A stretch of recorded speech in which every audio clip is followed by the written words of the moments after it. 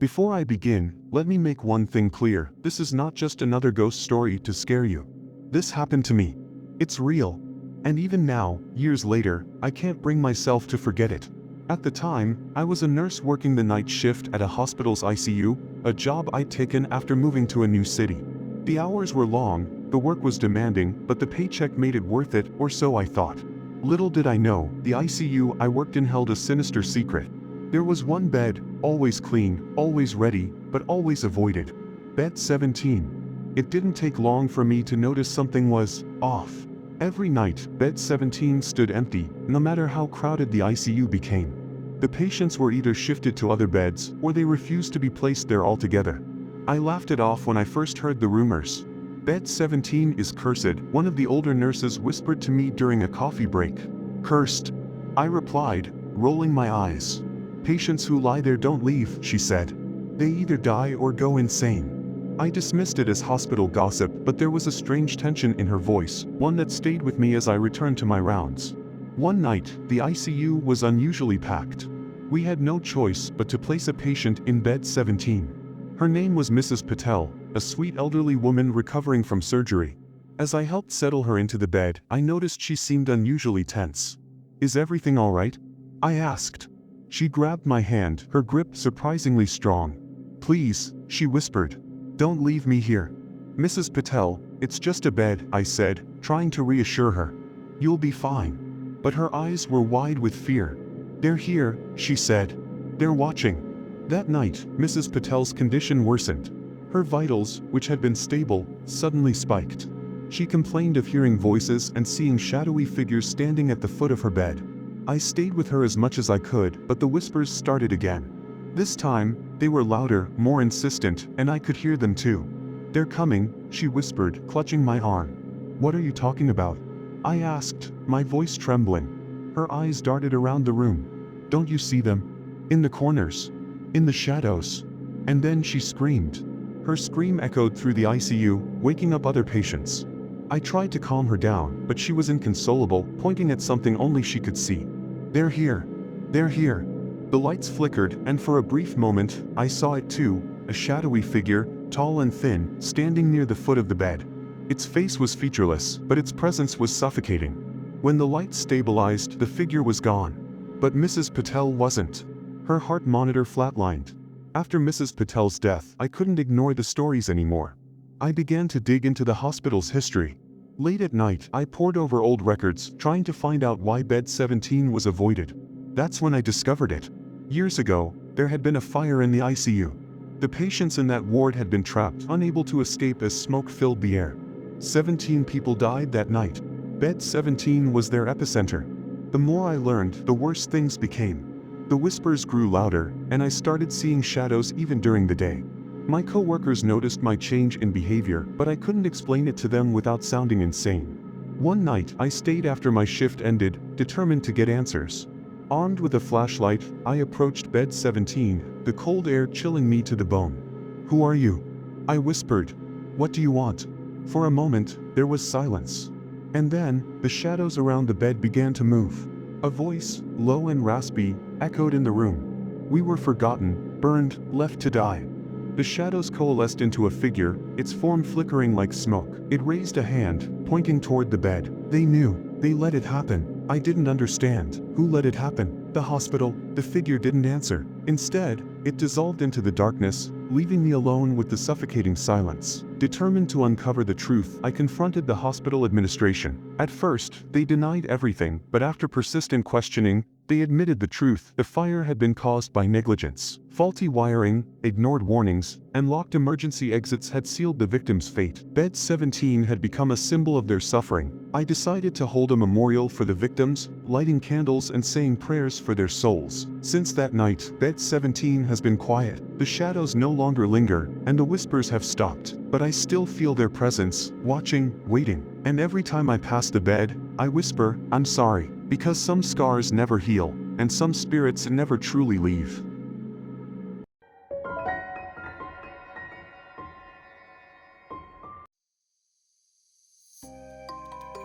Before I begin, let me make one thing clear. I am not the kind of person who scares easily. I've worked night shifts in hospitals for years, and I've seen things most people couldn't stomach. But nothing, and I mean nothing, prepared me for what happened in the old wing of our hospital. This is not just a story, it's a warning. If you ever find yourself in a hospital with an abandoned wing, do not go there. And if you must, don't stay past midnight. Let me tell you what happened and why I'll never work in a hospital again. It all started during an especially bad flu season. Our hospital was overcrowded and we were running out of beds. The administration made the decision to reopen the abandoned East Wing, a part of the hospital that had been shut down for decades. The East Wing was in disrepair, cracked walls, flickering lights, and a lingering smell of dampness. It was clear the place hadn't been touched in years, but the demand for space left us no choice. I still remember the first time I walked down that corridor. It felt wrong. The air was colder, heavier, like the walls themselves were pressing in on me. I shook it off as nerves, but deep down, I felt uneasy. The patients assigned to the East Wing started complaining almost immediately. One elderly man said he couldn't sleep because someone was standing at the foot of his bed, just watching. Another patient, a woman recovering from surgery, reported hearing whispers in her room at night. At first, we dismissed their complaints as delirium or the side effects of medication. But then the staff began experiencing things too. One night, I was walking through the wing, checking on patients, when I heard faint footsteps behind me.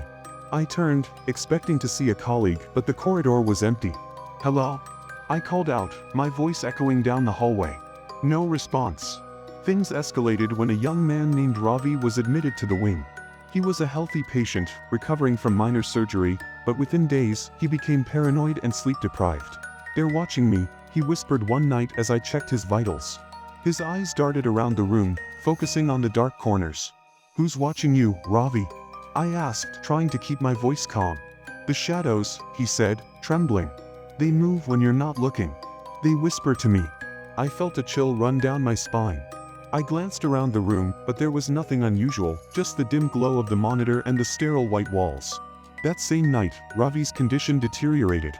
His heart monitor started beeping erratically, and I rushed to his side. He was gasping for air, his face pale with terror. "They're here," he screamed, pointing to the foot of his bed. I saw nothing, but the terror in his eyes was undeniable. Before I could call for help, Ravi's monitor flatlined. The doctors attributed his death to a sudden cardiac arrest, but I couldn't shake the feeling that something else was responsible. Over the next few weeks, the staff began experiencing nightmares. One nurse told me she dreamed of being trapped in a room with shadowy figures closing in on her. Another said she woke up in the middle of the night feeling like someone was choking her. As for me, I started hearing whispers, even during the day. At first, they were faint, almost indistinguishable from the hum of the hospital equipment. But they grew louder, more insistent. "You don't belong here," they seemed to say. I decided to investigate the history of the East Wing. I spent hours in the hospital archives, digging through old records and newspaper clippings. What I found was horrifying. Decades ago, there had been a massive fire in the East Wing. The flames spread quickly, trapping patients and staff inside. The fire department arrived too late, and nearly everyone in the wing perished. There were also rumors of unethical experiments conducted on patients before the fire. Some staff members believed the fire was an act of vengeance by the spirits of those who had suffered. One stormy night, I was assigned to cover the night shift in the East Wing.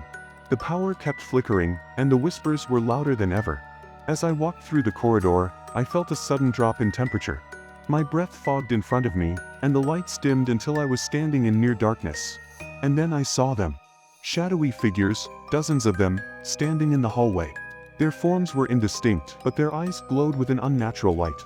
I turned to run, but the corridor seemed endless. No matter how far I ran, the shadows were always just a step behind me. I finally made it to the break room, slamming the door behind me. I thought I was safe, but when I turned around, I saw her, the woman in black. She stood in the corner of the room, her face pale and hollow, her eyes filled with rage. "You shouldn't be here," she whispered, her voice echoing in my head. The lights flickered, and when they came back on, she was gone. But I knew I couldn't stay. The next morning, I resigned from my job. I reported what I had experienced, but the administration dismissed it as stress. To this day, I still have nightmares about the East Wing. I'll never forget the faces of those shadows or the woman in black. If you ever hear about an abandoned hospital wing being reopened, stay away. Some places are not meant for the living.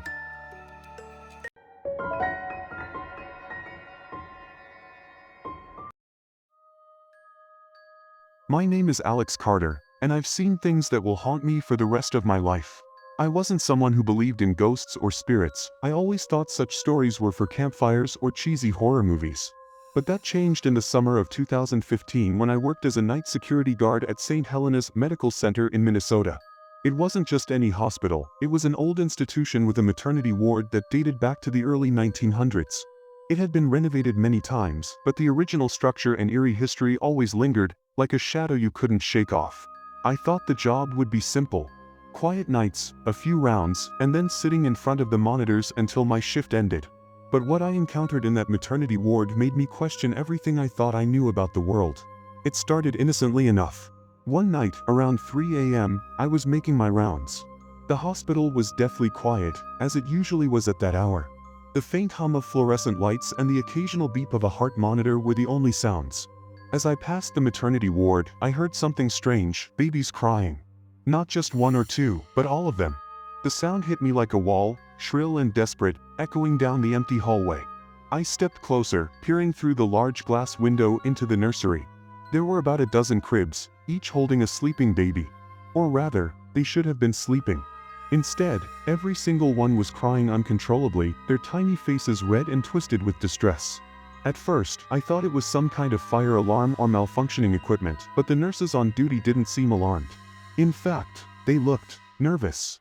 One of them, a young woman named Lisa, hurried into the nursery and began trying to calm the babies. I tapped on the glass, and she glanced at me. Her face was pale, her eyes wide with fear. She gestured for me to leave, mouthing the words, "Go back." I didn't go back. Something about the way she looked made my skin crawl, and I knew I had to figure out what was happening. I walked to the security room and rewound the camera footage from the nursery. The feed showed the babies sleeping peacefully until exactly 3 a.m. That's when things changed. The room grew darker, not from the lights, but as if a shadow had swept across the space. Then, one by one, the babies began to stir and cry. A moment later, I saw it, a faint, ethereal figure moving between the cribs. It was barely visible, more like a distortion in the air, but it had a definite shape, a woman, tall and slender, with long hair that seemed to drift as if underwater. She moved slowly, pausing at each crib, her head tilting as if she were searching for something. My heart pounded in my chest. I wanted to believe it was a glitch, a trick of the light. But then the figure stopped at one crib and turned its head sharply toward the camera. I froze. Though its face was featureless, I felt its gaze lock onto mine through the monitor. The screen flickered, and then the feed cut to static. The next day, I confronted Lisa. I found her in the break room, looking exhausted and jittery. "What the hell is going on in the nursery?" I demanded. She hesitated, glancing around to make sure no one else was listening. Then, in a hushed voice, she said, "You wouldn't understand. It's been happening for years." "Years?" I repeated, stunned. She nodded. "Every night at 3 a.m. the babies start crying, and that thing shows up. It's looking for something, someone. We've tried everything, blessing the room, changing shifts, even moving the cribs around, but nothing stops it." "What is it?" I asked. Lisa's hands trembled as she held her coffee cup. "We think it's a mother. A woman who lost her baby here a long time ago. She died in the old maternity ward, back when this place was a boarding hospital. Her child was stillborn, but she didn't believe it. They say she went mad, that she wandered the halls searching for her baby until she died of grief. And now." She didn't finish the sentence, but she didn't need to. That night, I stationed myself outside the nursery, determined to see the figure again. The minutes dragged by, and as the clock ticked closer to 3 a.m., an oppressive stillness settled over the hospital. Then it began, the faint sound of babies crying, slowly building to a deafening chorus. My palms grew sweaty as I peeked through the glass window. The figure was there, more distinct this time. She glided between the cribs, her movements graceful yet unnatural. Her long hair floated behind her, and her arms reached out, trembling, as if desperate to hold something. I stepped into the room, my flashlight shaking in my hand. The air was icy, my breath visible in the beam of light. "Who are you?" I whispered, my voice barely audible over the crying. The figure froze. Slowly, she turned toward me, and for the first time, I saw her face, or what was left of it. Her features were sunken, her eyes hollow voids that seemed to pull me in. Her mouth opened, and a guttural wail erupted, filled with pain and rage. The lights flickered violently, and the cribs began to shake. I stumbled backward, tripping over a chair, and scrambled out of the room. I spent the next few days poring over old records and newspaper archives, desperate to uncover the truth. I found her name, Eleanor Grace. She had been a patient in 1915, admitted after complications during childbirth. Her baby had been declared stillborn, but Eleanor refused to believe it. According to the records, she became increasingly erratic, accusing the nurses of stealing her child. She would wander the halls at night, sobbing and calling for her baby. One morning, she was found dead in the nursery, clutching an empty blanket. But there was more. A later report revealed that Eleanor's child hadn't been stillborn at all. The hospital had secretly given the baby to another family, believing Eleanor to be unfit to raise it. Her grief and betrayal had bound her to the place, her spirit forever searching for the child that was taken from her. Armed with this knowledge, I decided to confront Eleanor's spirit. I brought a small blanket and a recording of a lullaby, something that might soothe her restless soul. At 3 a.m., I entered the nursery. The crying had already begun, and the figure was there, gliding between the cribs. "I know your story," I said, my voice steady despite the fear clawing at my chest. "Your baby was taken from you. But it's over now. You don't have to search anymore." The figure paused, turning slowly toward me. For a moment, the room was silent, the air thick with anticipation. Then, in a voice that sounded both human and inhuman, she whispered, "Where is my child?" I placed the blanket on an empty crib and played the lullaby. The figure hesitated, her form flickering like a dying flame. She reached out, her fingers brushing the blanket. A single tear fell from her hollow eye, and then she was gone. The crying stopped after that night. The nursery felt lighter, less oppressive. But I'll never forget Eleanor Grace, or the sorrow that kept her bound to this world. Even now, years later, I sometimes wake up at 3 a.m., my heart racing, expecting to hear the faint cries of babies. And sometimes, just for a moment, I think I see her reflection in the window, still searching. Have you ever faced something paranormal in your entire life? If yes, then write it in the comments section. And don't forget like and subscribe for more chilling stories every day. Thanks for listening till to the end.